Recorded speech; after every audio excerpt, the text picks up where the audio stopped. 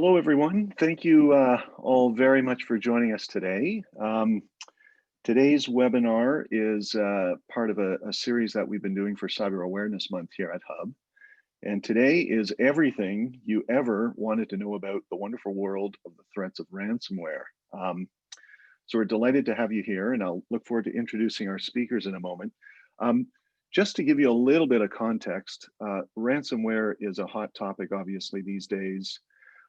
Not just because of what we're dealing with the pandemic, but we've just been seeing in the cyberspace a significant rise in everything related to ransomware. Some of the statistics we've been tracking, for example, with some of the providers in this space, in Q2, ransomware payments were up about 60% from Q1 at an average of about $180,000 for a ransom demand, which of course doesn't take into account the cost of everything else that is involved in dealing with these sorts of situations. We've also seen the average downtime of a network system up about 11%, from about 10, 11 days to 16 days. So that again just talks about the advance in threats and how difficult it is to remediate them. So with all that, as we like to say, what's important? The most important thing is to know who you're going to call if you have these sort of situations, and as we like to say as brokers, how you're going to pay for it as well, which is where an insurance policy can come in for sure. So just before, once again, just before we introduce our speakers, a few housekeeping details. We're going to have a short Q&A session towards the end. We're scheduled to run for an hour, so about 45 minutes in presentation, 15 minutes for Q&A. So if you have any questions, if you can just click in the Q&A chat room at the bottom of your screen, and we'll do our best to monitor those and answer the questions. After the session, the session's going to be recorded, and so afterwards you'll receive a link to the recording, and feel free to watch it again and again as often as you'd like. So I think that's our housekeeping. Just before I introduce our speakers, I just wanted to tell you a little bit about our cyber practice here at Hub, which we're very, very proud of. My name is Patrick Burke, and I am the National Cyber Practice Leader at Hub. And what we really like about what we're doing at Hub is that we're going beyond just educating our clients and placing the actual coverage. The other things that we are proud of is our strong technical expertise. So no two insurance policies are alike. And so we like to advise and build bespoke solutions in the cyberspace for our clients. We also have very strong market presence. We have fantastic relationships with our underwriters and are therefore in many cases able to offer things that a lot of other people cannot do for their clientele. And the third piece is our relationships with our advisory partners. So we are there to guide our clients, not only in the insurance side of things, but also to give them a sense of what they can do on the pre-breach preparedness side. And most importantly, if they have an incident, who are they going to call? And that leads us to having a fantastic partnership with companies such as Arete Incident Response. And today, we are delighted to have two of their most fantastic people on the call here. And I'm going to stop talking soon, and they're going to take the floor. But just by way of introduction, we have Sophia Kudlik, who is the Director of Business Development of Arete. She does a lot of educating of executives and clients, educating them about cyber resiliency, all this wonderful stuff. She comes by it honestly. She's a recovering insurance broker, and so we love the fact that she knows what the insurance industry is all about too. We're also joined by JC Roth, and JC is the Associate Director of Digital Forensics and Incident Response at Arete Advisors. She is the one who gets the call at 7 p.m. on a Friday of a long weekend to say, "Oh my God, we've been hacked, and what do we do?" So she's the one that guides everybody through that process. She has handled well over, I think it's about 300 or 400 incidents in the last short while. I'm going to say about 5 or 6 years. So she has been there, done that, and bought the T-shirt. And who better to educate ourselves about this wonderful world than someone such as JC? So Welcome to you both. We're delighted to have you. And with that, I'm going to let Sophia and JC take it away. Wonderful. Thank you so much for the kind introduction, Patrick. And it's certainly a pleasure to be here with all of you talking about one of our favorite topics and a hot topic in the industry now, the threat of ransomware. So just after a few brief introductions by the way of the agenda, we'll be talking a little bit about ransomware, of course, the evolution, how it's changed. We'll be talking about, dispelling a few myths about the industry. I know we all have our preconceived notions about what entails a ransomware incident. So we'll talk a little bit about that, and then we will go on to the questions. So let's dive right in. So who is Arete, and how do we get involved in the incident response process? So as you may or may not be aware, a lot of things move very, very quickly within those first 24 to 48 hours of a client or an organization discovering that they've been impacted by a ransomware incident. So we are the firefighters that really come in from a technical perspective to assist the client to get back up and running as quickly, efficiently as possible and gain the most information that we can through our investigations. So we handle the entire incident response lifecycle, and that begins from immediately when we're engaged, the containment of the incident to stop the bleeding and from getting worse. So that's where we really assess what we're up against here. If, and often it is, a ransomware impact that we're dealing with, we are involved also in the negotiation and the actual facilitation of that ransom payment if the business decision is made to go that route. In the same realm, we also do a ransom impact analysis to address any other avenues that we can take in order to avoid paying the ransom, as this is obviously always the last resort.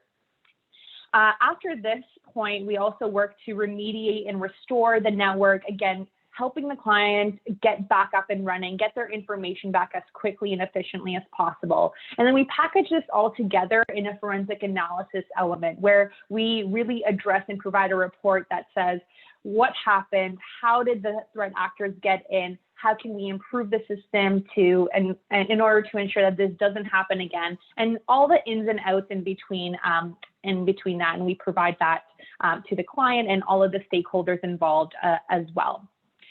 So apart from ransomware, we're also seeing a lot of business email compromise cases as well too. So we do facilitate those investigations as well. And apart from that, because we're involved in the entire incident response process, we're able to collect a lot of data. So what we do is we try to provide that back to the industry in the form of thought leadership through our crimeware reports. You'll see some of that data sprinkled in throughout our presentation today.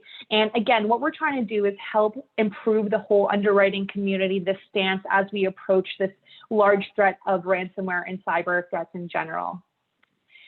So moving along, I thought a great place to start would be just defining what is ransomware. And let's start by addressing what classifies a cyber attack as a ransomware attack. Firstly, in order to be classified as ransomware, the malicious software that is installed, or malware for short, is the primary function needs to be to encrypt the data, so lock it away. There needs to be an avenue in which the victim and the organization can contact that threat actor. And of course, there needs to be a way to actually decrypt or unlock that data. Without those three elements, it's not really considered ransomware. Without that, it's actually called something different, destructoware. So as an example, the NotPetya attack of 2017 was technically classified as destructoware. So JC, why don't you highlight what some of those uncommon characteristics that we're seeing with the evolving threats of ransomware are?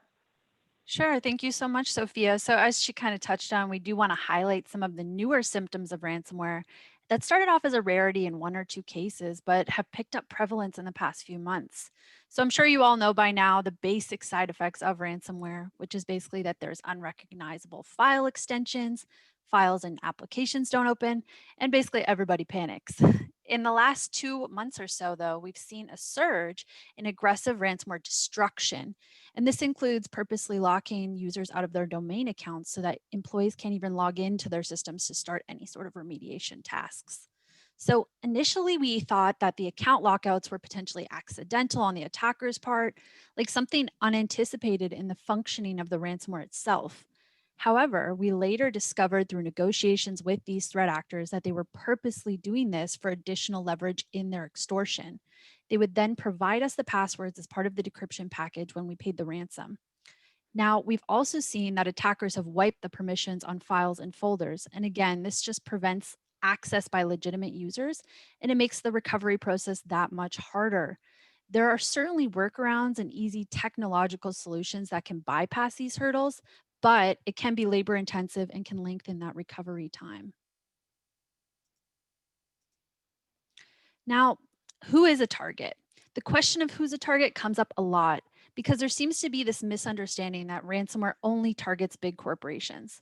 But the truth is, anyone who is connected to the internet is at risk of being hit with ransomware. Now, ransomware for the most part is industry agnostic. In the early days, they strictly adopted an infection strategy of what we call a spray and pray model, which is an opportunistic modality where any target they hit, they try and infect. In recent times, though, some ransomware groups have evolved to become more targeted, but many of the lower end variants are still opportunistic. So many of you would be familiar with some of these statistics of 15,000 malware sessions hitting victims, 15,000 phishing emails being sent, and 8,000 scanning attempts. That was a study done 2 years ago that said this happens every second. Now, there's also 29% of all internet traffic that is actually harmful botnet traffic. Hackers have these automatic back ends that constantly scan the internet for vulnerabilities that they can then exploit. The amount of malicious traffic circling the global backbone is quite staggering.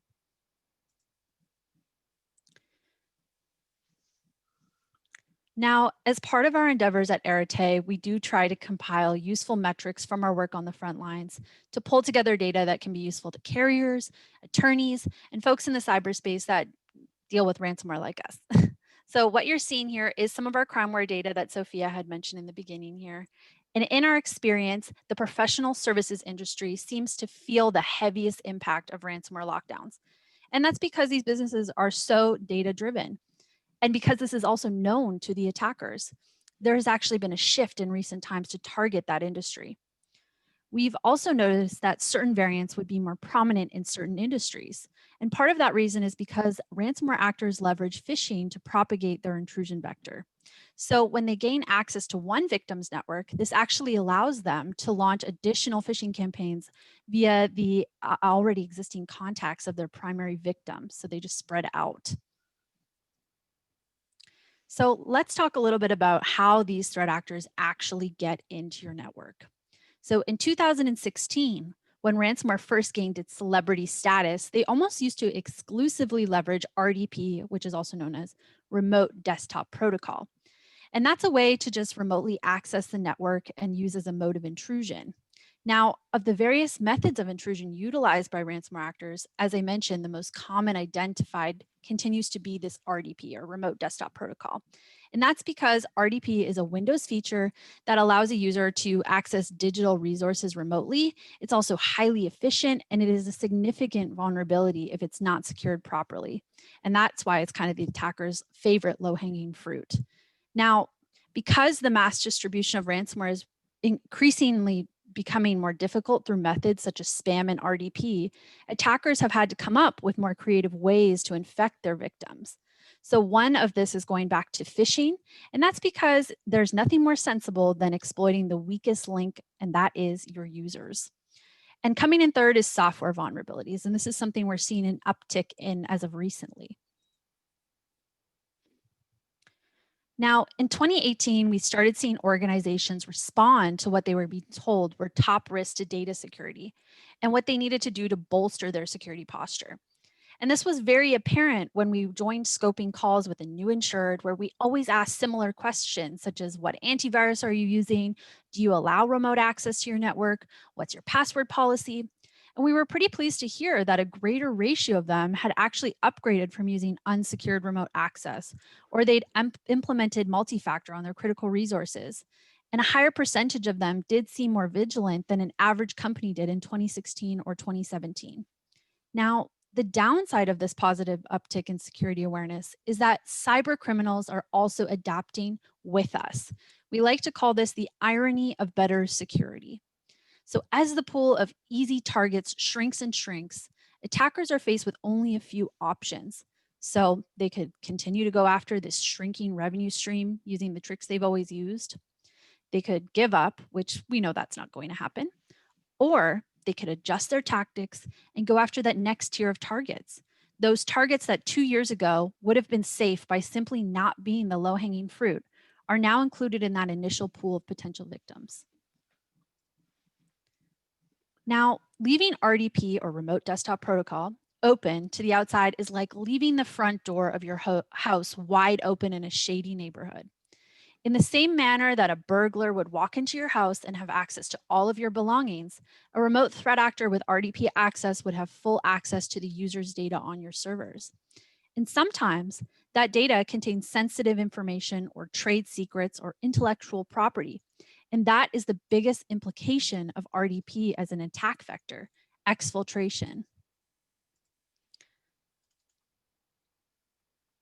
Now, in a lot of our ransomware cases, during that forensic analysis, we would find that a client had been compromised for weeks or months in advance of discovery of the incident, and that the ransomware execution was actually just the final insult to the environment. Now, this attack pattern used to be a lot more common 2 to 4 years ago, but it's interestingly making a slight comeback this year. In one of our more extreme examples, the bad guys had been on the client system for actually over 12 months before the deployment of the ransomware. There were over 30,000 hours of unauthorized remote sessions. So the question here is, what were the attackers doing? Well, we found that there were all sorts of reasons why someone would want to have nefarious access to your devices. And some of those reasons are this: performing reconnaissance on your network to figure out the best entry points and how to cause the most damage to your network, browsing files and folders to cull the most interesting or valuable data out of your network. They could be using the victim's computational power to mine cryptocurrencies. They could be using the victim's servers as an additional layer of anonymity and obfuscation to hack other victims from your servers. They could be running scam campaigns to try and extort money, or they could be using stolen credit cards or PayPal credentials to purchase online items. So many different reasons that we've seen throughout the years in our cases of ransomware. JC, if I can just add, because there was a good question that was asked about who, there must be a lot of these people are involved in this, who exactly is involved. And a statistic that I've seen recently from a Verizon report suggested that of all the threat actors, organized crime is by far the largest component of that, probably upwards of 60% or more. Is that fair to say? Is that what you're seeing in the work that you do? I would agree with that, Patrick. Yep. Because we've talked about all these different things that these threat actors are doing within the system. It's very methodical. They're spending all this time to hunt and search and deploy all this vicious stuff. It's clearly organized. So just wanted to comment on that from one of the questions. Absolutely, Patrick. And I think that this is a great segue into the next section, which we dive a little bit more into the different threat actor behaviors, talk a little bit about the organized crime, how they operate. So JC, without further ado, let's dive right in. Yeah, that was a great segue. So let's go into this. So ransomware is actually classified, and we classify it in 2 different buckets. So we'll start off with the first one here, and that's ransomware as a service, or short form as RAS. Now, RAS is a profit-sharing subscription model for ransomware, where if I'm the developer, instead of you paying me a one-time fee for a piece of malware, you can actually sign up for my RAS platform for free or for a small entry fee. And that would give you access to the actual ransomware. It would give you a user-friendly dashboard so you could monitor your victims, and it would provide you some information about them, like how many files were encrypted, what antivirus they're running, things like that. It would also give you some customizable features. So you could preset demand amounts. You could maybe have access to an email address, the wallets, extensions that you want to use. And so what's in it for me as the developer? Well, I would take a cut of every ransom you collect. On the low end, I might take 10%. If I'm a sophisticated operation, I'm taking 40%. So this is a graphic just showing the typical attack trajectory of a RAS or ransomware and how this works. So the trajectory is very simple usually for these types of variants. The threat actor would find an open RDP port. They would brute force those credentials and gain access, and then they would manually traverse internally within the network and deploy that ransomware. Now, just like there are good and bad businesses, there are also good and bad RASs. Now, some of the bad is we get poor attacker characteristics, and those are the main commonalities we see in these amateur platforms. And it makes sense when you let everyone and anyone sign up for your service and there's no screening process to keep out the rookies, you can get a lot of attackers that don't know what they're doing. Now, some of the things that happen are they lose track of decryption keys, they copy and paste partial keys, they upcharge the ransom on a whim, and worst of all, they sometimes will disappear permanently before turning over the decryption keys altogether. A major drawback of RAS for us is that the developers can actually revoke access to the platform at any time, and that includes in the middle of an attack. So if the attacker messes up and gets kicked out, they can't get to our keys, which means we can't get to our keys. And this is certainly uncommon, probably half a dozen times in the last year. However, it does keep us awake at night when it does happen. Now, fortunately, not all attackers who operate in this model are complete amateurs. Some RAS platforms actually keep their teams very small and only invite subscribers who can demonstrate exceptional hack skills. And in some cases, they even require applicants to provide a cover letter and a resume of past ransomware operations they've been involved in. They're also known to kick out affiliates for underperformance. And they constantly update and improve their malware sample. So just as a couple of examples here, there's one variant that actually releases a new build every 15 days to keep up with the antivirus detections. So we know when we experience one of these attacks that there's a very low risk of restoration failures or data loss. And there's another variant that offers their victims a 30-day money-back guarantee, where if the same victims gets hits again or accidentally reinfects themselves, they will provide the decryption key for free of charge for up to 30 days. So let's talk about the second bucket or classification of ransomware, and that's the big game hunters.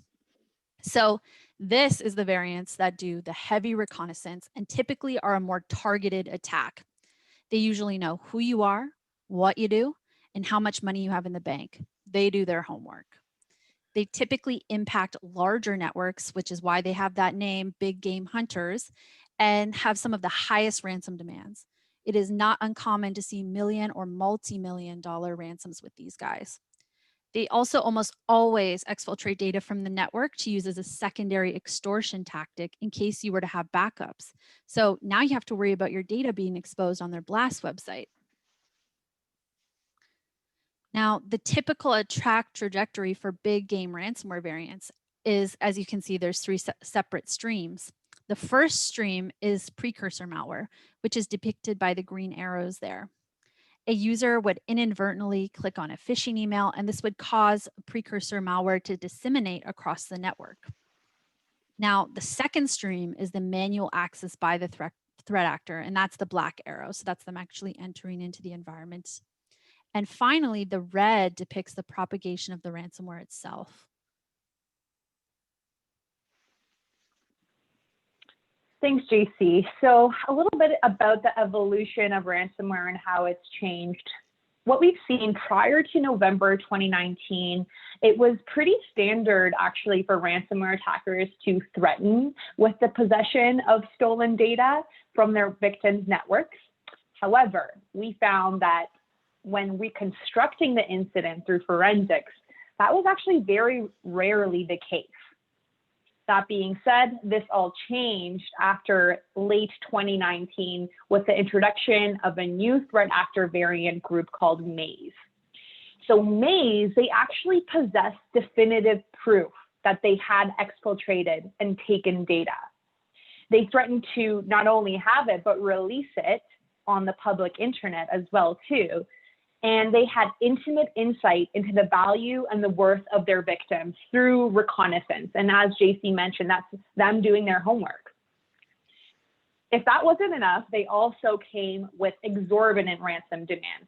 So we're seeing a lot more, those demands growing in terms of the severity.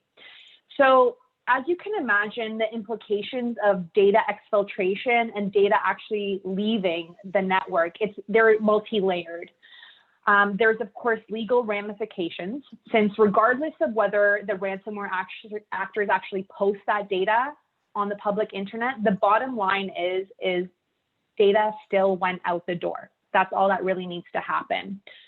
There's a multitude of forensic avenues that need to be taken and exhausted to extrapolate that population of items that were really taken, and sometimes that's not even doable. Intuitively, this only adds the time and complexity of the resolution of incident response and the work that we're involved with. As a last resort, we can also consider doing a dark web search to search for those stolen content. But of course, again, that's a last resort.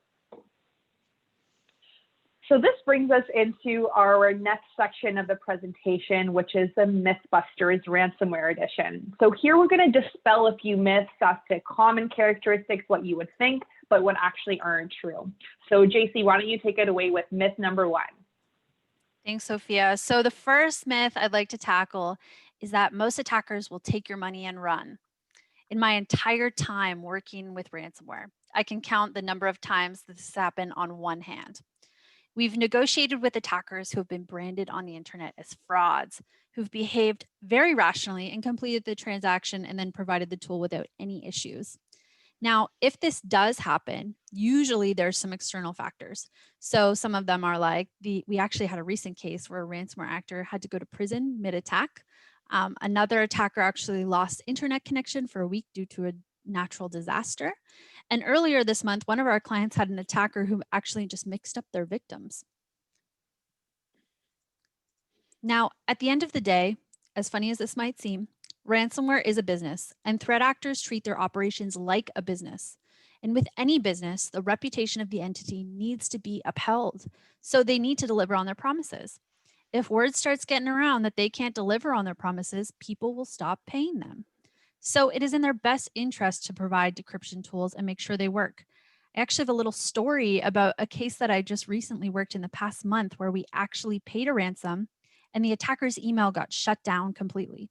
They actually ended up reaching out to us. They had spun up a new email and came back and gave us the keys. So it was a really happy ending. So not always bad guys, although they are. So let's go with the next myth here, which is ransomware attackers are sophisticated. Ransomware attackers are definitely becoming more complex, but very rarely are they actually technologically sophisticated. Most ransomware actors that we deal with are unsophisticated and are merely provided with simple point-and-click tools. The developers are the masterminds behind the ransomware operations. Now, most ransomware strains are actually distributed on RAS platforms, as we kind of mentioned in the beginning here.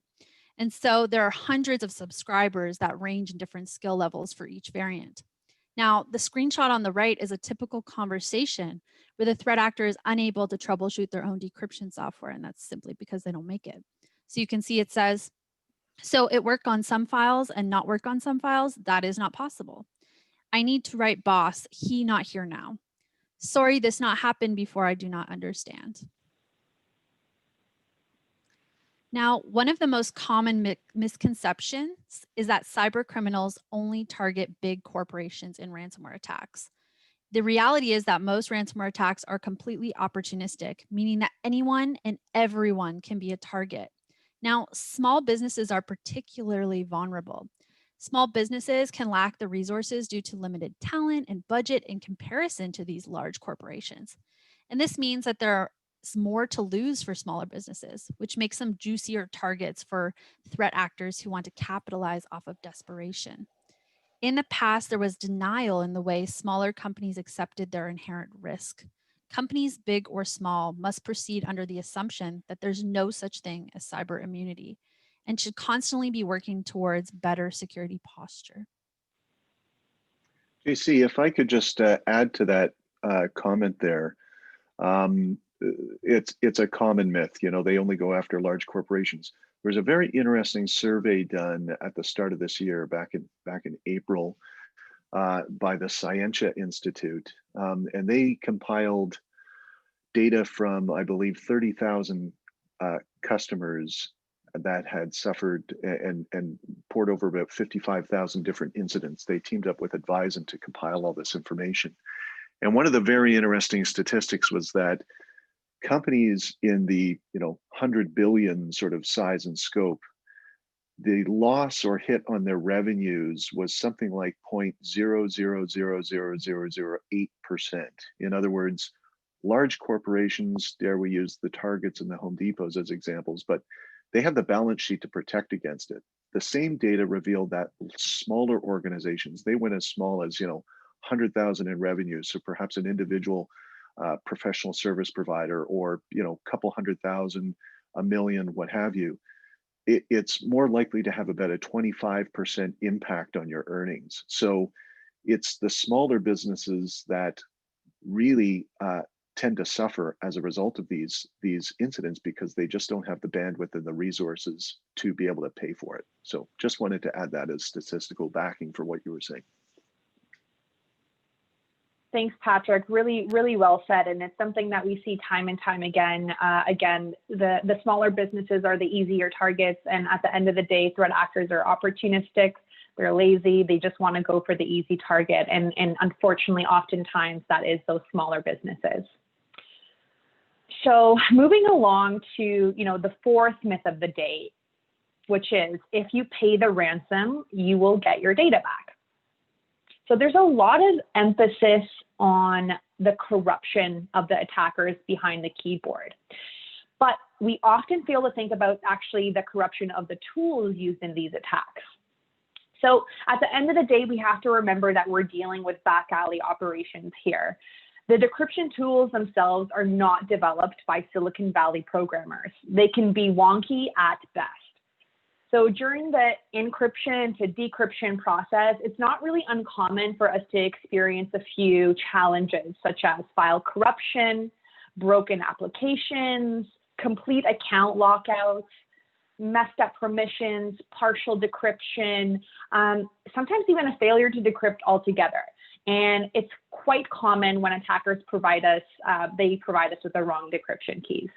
So you can see based on the graph in the top right, it's very uncommon not to receive a decryption key after making a payment. But at the end of the day, we are still dealing with criminals. It's important to remember that in this environment, there is no 100% guarantees for anything. Myth number 5, the last one, ransomware isn't a problem if you've got backups. So having credible backups would certainly make our jobs on the forensic side a lot easier, but unfortunately, criminals are entrepreneurs and they exploit every single avenue to make sure that they are making the most money possible.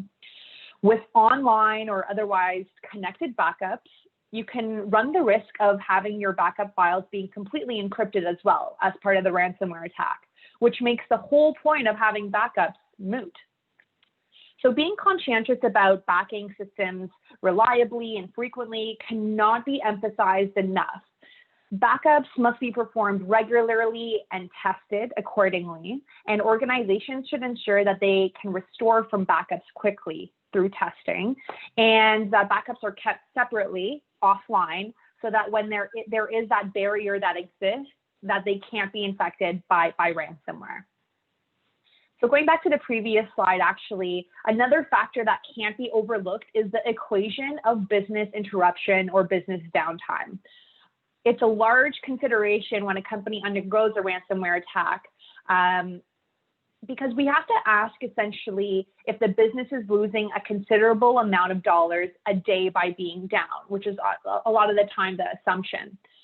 When this difficult decision comes into play is, whether it makes more sense to pay that ransomware demand amount as opposed to taking that, 5-day period to restore from backups.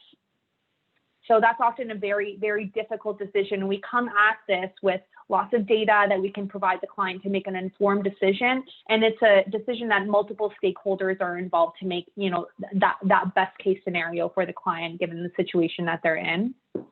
And one thing that you may find interesting in this graph here is the uptick in business downtime when a service provider or a MSP is involved. We often find that in the incident response process, the more parties that are involved in that process, the more time it actually adds to the resolution of the attack. And you can imagine that MSPs may be sometimes a little bit more defensive because in some instances they were actually the cause of the attack. So it definitely adds to the timing of that business interruption. Sophia, if I can just add to that. Sorry, Sophia, if I can just add to that too. One of the things that it's a very good point in terms of all the different participants within a network security program for clients. So one of the things that we like to do for our clients that purchase a cyber insurance policy, we're always keen on having them introduced to the incident response folks that they will potentially have to call upon. So we make sure that there is an introduction to the likes of the organizations like Arete. There's an introduction to a breach coach lawyer, for example. And at times, if there is a managed service provider, we're always keen to get them involved in the conversation too, knowing that there's a relationship that's important there, just making sure everybody's on the same page if we do ever have to deal with an incident. So managed service providers can play an important role within the entire framework of pre-breach preparedness. Yeah, that's a really great point, Patrick. So we're, preparing your clients at the end of the day to have these types of conversations, and that first conversation not being one where you're in a panic state is of course one that's part of a really good cybersecurity mitigation strategy. So thanks for bringing that up.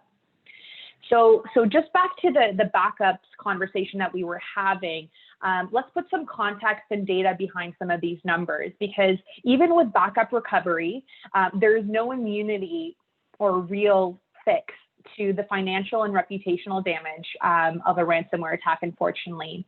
So from the data off the pie chart, you can see that generally when Arete is engaged, over a third of the time we find that backups are also encrypted, leaving the client very little choice what to do. And in ransomware cases where the demand amount actually was paid, 2/3 of those cases of payment had those backups encrypted, which of course, as you can imagine, leaves the victim with little choice but to pay that ransom demand if they have nowhere to recover from or nowhere to turn to. And one thing I'll also bring up is that ransomware attackers are hyper vigilant about backups. They know that this is something that is pivotal to their attack. So during that network reconnaissance phase, prior to the ransomware actually being deployed, when they're doing their homework, they would specifically seek out the presence of those backups, how to gain access to them. And after the encryptions are actually kicked off, some of those ransomware attackers would go so far as to double check to make sure that those backups are actually fully encrypted. Businesses that don't adhere to those strict backup procedures, policies, often find themselves in a really, really awkward, uncomfortable position if their files become encrypted during a ransomware attack. So it's something really, really important to touch upon, again, as bolstering up that mitigation and resilience strategy to ransomware attackers. So although that concludes our MythBusters portion, I think that what would be great for us to talk about is actually that ransomware negotiation and payment process. So as you can see, based on the graph that we've presented, the average ransom demand amount is something that we track very closely as part of our crime endeavors. We found that in most cases, when we're dealing with ransomware, attackers allow for some wiggle room to actually negotiate that ransom. There are certain negotiation strategies that have been proven to work more effectively than others, and we have a threat intelligence group and negotiation specialists at Arete that roam the dark web, look for different strategies, and interact with these threat actors on the daily. Something that we've leveraged during COVID is the inability to pay a ransom. So there's things like this that we try to touch upon to help our chances. As you can see on the graph on the left-hand side, the delta between the original demand and the final demand is essentially a component of us gathering the threat intelligence and based on the different variant types that we deal with, because there's thousands of different attacker groups and each one of them is different and has a different tactic. So because we're able to collect this type of data, it provides us with that fundamental intelligence that we need to make that reasonable starting point for negotiations, and then we can anticipate what some of the attackers will come back with. We of course coach, the client and provide our interpretation of what some of these events are as we're negotiating, going through these phases. And again, ultimately allows us to better advise and guide our clients with that decision-making process, to pay, to not to pay, what some of the different avenues are within that. And we provide them with as much context as possible to factor into that informed decision-making when it comes to this. So I thought that, a great place for us to conclude the presentation is to offer up some of our predictions as to what we think is going to happen in the next little while, given this COVID climate and things like that. So we definitely think that there is the potential for a spike in ransomware cases to be predicted as remote workers return to the office. As you can imagine, most people are still working remotely. So even if there's a victim that has fallen for a phishing attack, those threat actors are laying low on that environment to pinpoint the right point for an attack, quite frankly. On home environments, there tends to be less sensitive information if they're not connected to their on-premises environments properly. So they're probably waiting for the right time to strike when that host and when that endpoint is connected back into that office environment. The second thing that we're starting to see a little bit more often is, ransomware that targets cloud software as a service or SaaS data. So again, these threat actors are very crafty in the way that they put together their phishing campaigns. So it looks, like there is a phishing, there's an email that looks legitimate. It's coming from a cloud service provider. In fact, when you're, typing in your credentials or you click on that link, it installs a malicious extensions and the permissions are then granted, escalated. That threat actor again moves laterally and they start encrypting data directly to the cloud. Now, this has more systemic-based issues, as you can imagine, right? So this is something, again, to really, really look out for.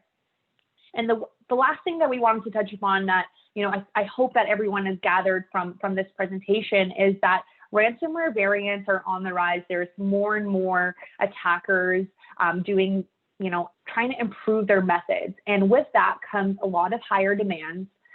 So we're seeing these ransomware demands, double or triple even from what we were seeing a few months ago, because they know that this tactic works. The second thing that we're seeing is the persistence of data exfiltration as well. As alluded to earlier, they'll actually take data out of your network. And of course, that means that there's a lot of legal ramifications. And again, they're trying to pinpoint ways as to how to extort that victim to make that payment as much as possible. So they're using that data exfiltration as an avenue to do so. And then lastly, JC can attest to this, it's not becoming any easier to deal with some of these attacks. They're becoming harder to decode. They're becoming harder to deal with. They're way more complex than they would have been even a few months ago, let alone a few years ago. So the amount of time, it's lengthy. It takes a lot of time and a lot of resources to actually deal with these guys on the back end as well. So with that, I will pass things off perhaps to Patrick and JC for any concluding thoughts as well.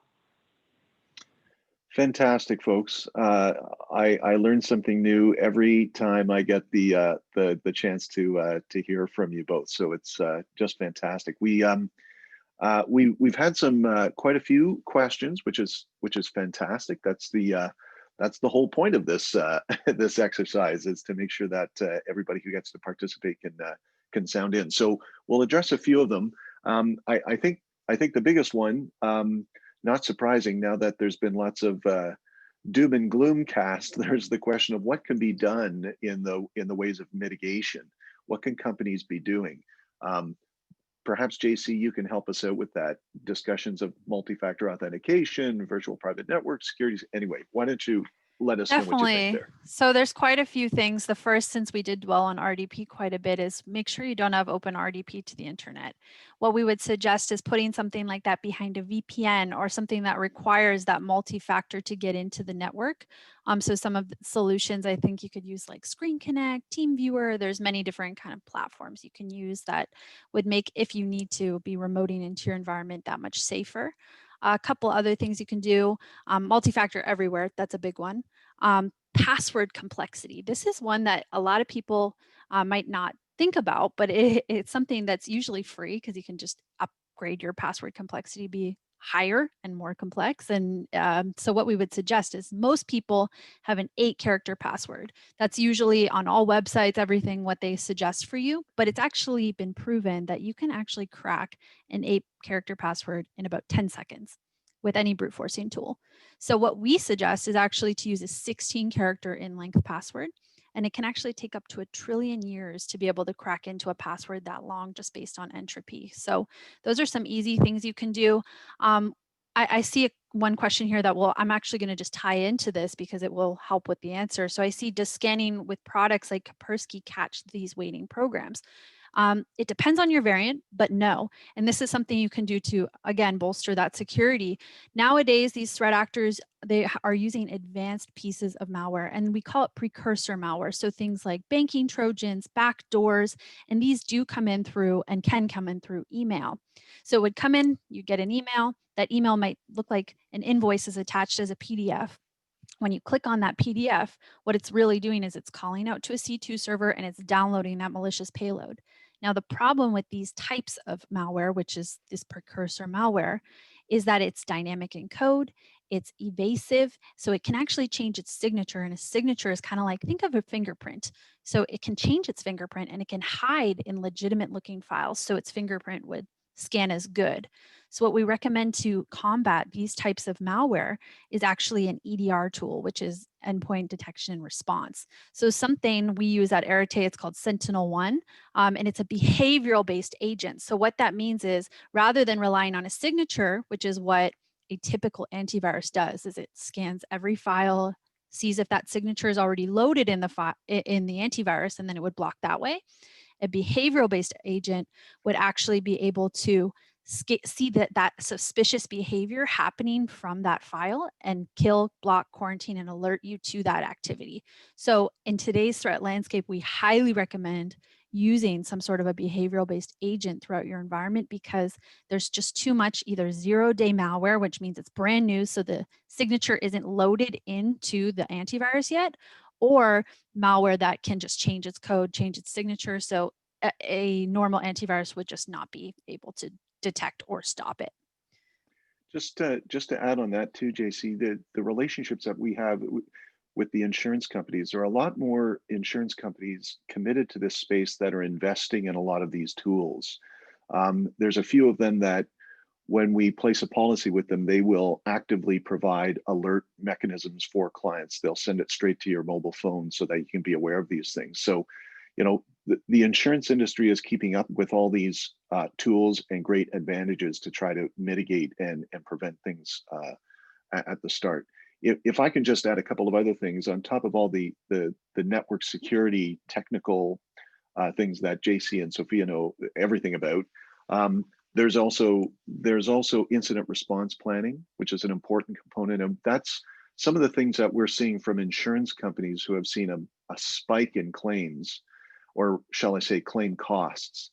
One of the insurers I was speaking with recently, there has been a gradual climb in claims that they're seeing in the cybersecurity space for sure, but it's not necessarily disproportionate to the number of companies that are now purchasing the policies.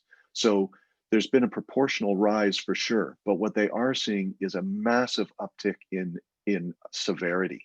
the costs associated with dealing with ransomware is exponential. One insurer is seeing a 6 times increase this year from last year. And I think what's interesting is in the early days when the privacy legislation came out, everybody thought there was going to be a run on privacy lawyers coaching and giving instruction on notification, and we didn't see that. We didn't see the privacy notification. What we saw was incident response being critical. But now that these variants of malware are exfiltrating data and then dropping the ransom, there's now 2 ransoms being demanded, one to unlock your system and the other to get your information back. And if information is gone, now companies are in the position of having to properly notify privacy commissioners. The legal bills start to climb. They're almost as high as the forensic specialists' bills, which would be the first time in history that the lawyers are cheaper than somebody else who's providing a service. But that's where we see a lot of exponential cost involved in all of these things. So incident response planning, getting ahead of things, and dare I self-servingly say another great mitigation technique is to buy an insurance policy. Back to you, JC. Actually, let's see, we may have a few more questions. Just as I'm having a quick look here. Let's see. Well, one of them was about, I think we addressed sort of mitigation strategies. There was a question about backup software for even single PC companies. So I'm sure we have some people on the line who are small businesses. What perhaps can those small businesses do, or is it much the same as what we were talking about before, JC? So it's like this, Patrick. If you have things on your computer that you can't live without, if it were to go away, and here's the thing, it's not even just ransomware. There's hardware failure. There's all types of things that can happen to a computer that you need to be prepared for. So if you have data on your computer that you cannot recreate, that's mission critical, or if it was lost, you would be in a really between a rock and a hard place. There should be a backup. You should have some sort of way that you can restore that data so you would not be at a loss. So I would definitely recommend still, even if you have one PC, if that PC is your be all end all and you need that data, you should have a backup of it. Excellent. There was a question, JC, and I'm sure you hear this quite often. Paying the ransom, does that just not invite them to come back again? That's a great question. Talk a little bit about that. Yeah, so we get this question a lot, and I would say no, it doesn't. And the reason for that is kind of what we've touched on in this presentation. Ransomware attackers are opportunistic. It's very rare we see one that is super, super targeted just towards you. I would say almost never. And when we do see some sort of hinting that they know who you are, it's just because they've been in your network and that's kind of how they figured it out. And they did, some analysis on their side to come up with a ransom. They didn't actually fully target that company. So I would say no, it doesn't make you more vulnerable. And the reason is this: any company that usually goes through one of these incidents comes out on the other end a lot more secure. We literally go through their entire network, take a look, give tons of security recommendations. Usually then there's also a priority to make sure that they are taking security a little bit more seriously. They can have the way to be able to push that up the chain of management to get those better tools, to have the support from upper management, finance, to be able to afford and have that budget to make sure that they are putting the proper security measures into place. JC, there's 2 questions that have come through, and I'll add this too. There have been some great questions. I know we've got about 7 minutes left. We may not be able to get to everybody online, but by all means, we will do our very best to get back to you, or telephone numbers are going to be available at the end of the presentation. We're also going to be sending, somebody had asked about a copy of the presentation. Once again, we will send a link to this recorded presentation for you to send on to the rest of your colleagues at your companies. But here's 2. I'm going to ask the 2 because they may end up being combined. One is whether or not there's a recommended optimal strategy for backing up. And the other question was about concerns in backing up data to either G Suite or Office 365. Could you maybe help us with that? Yeah, those are great questions. So yes, there are some strategies surrounding backups. So we would typically recommend you have one that's offsite. So that would be, think of almost like a hard drive that you would plug in and pull out, something like that. We would also recommend a cloud backup and then something that's backing up every day. Now, the problem with, and I'm just going to quickly touch on this because it's ransomware specific, something like a cloud backup is that because the files themselves are actually being modified with ransomware, so they're being changed. What we see sometimes with cloud backups is that it will actually upload them to the cloud. So then that backup is just not good anymore. So that is something to be aware of, and why with ransomware specifically, we typically want to see those offsite or on a nice hard drive, or offsite is in like someone else's um, area, like you can pay for companies to do that type of thing for you. So yeah, I hope that answers your question. Great. There was some questions about prevention, and I think this bit of a plug for Arete perhaps, but there was a question about advanced forensic reviews in order to minimize risk, or any sort of preventative things that can be done. I assume that's something that Yeah. I don't assume, I know that's something that Arete can get involved in too, right? That definitely is. So we have all different types of things we can help to assist organizations to be proactive in this approach. So we have, we have a threat vulnerability testing, pen testing team that could actually poke around in your environment, see where those holes are. We have an MDR, which is like a managed service for that behavioral tool I was speaking about, SentinelOne, where we can actually manage your entire environment on our side and alert you if we're seeing any suspicious activity. We have, the ability to come in and give tabletop exercises to train your IT staff on, best practices, fake some, emergency incident and see how you all respond and give you like feedback on it. So all different types of services that we can actually offer to assist you.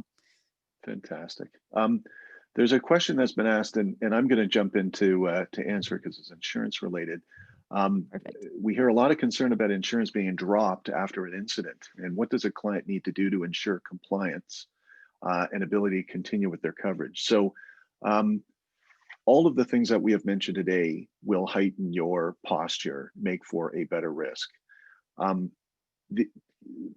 think what's important to keep in mind is that the insurance companies, the ones that I say are committed to this space,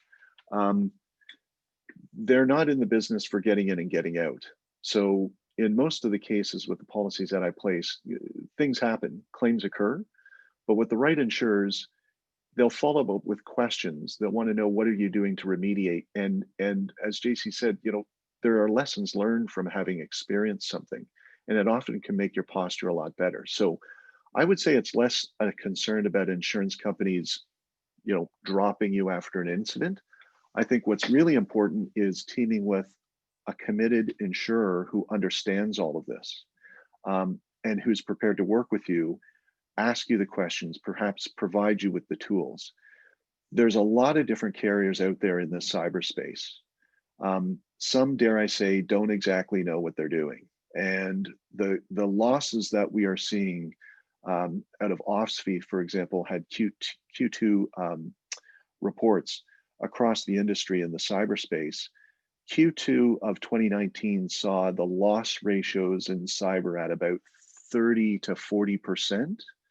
Q2 of this year is at 132%. So that's telling us that there's a lot of insurers that are obviously paying out a lot of money.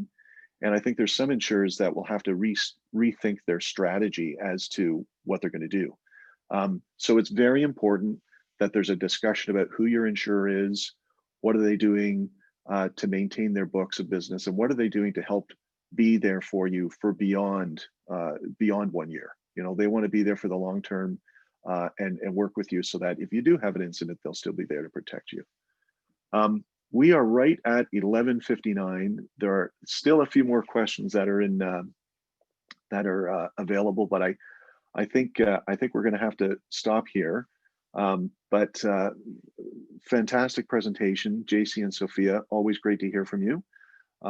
If there are any other questions, please send an email to us at Hub, and we can certainly put you in touch with Arete as well if you had specific questions for them. thank you all once again for participating, and have a look for the link so that you can send this recording off to your other colleagues. Thanks very much, everybody. Have a great day.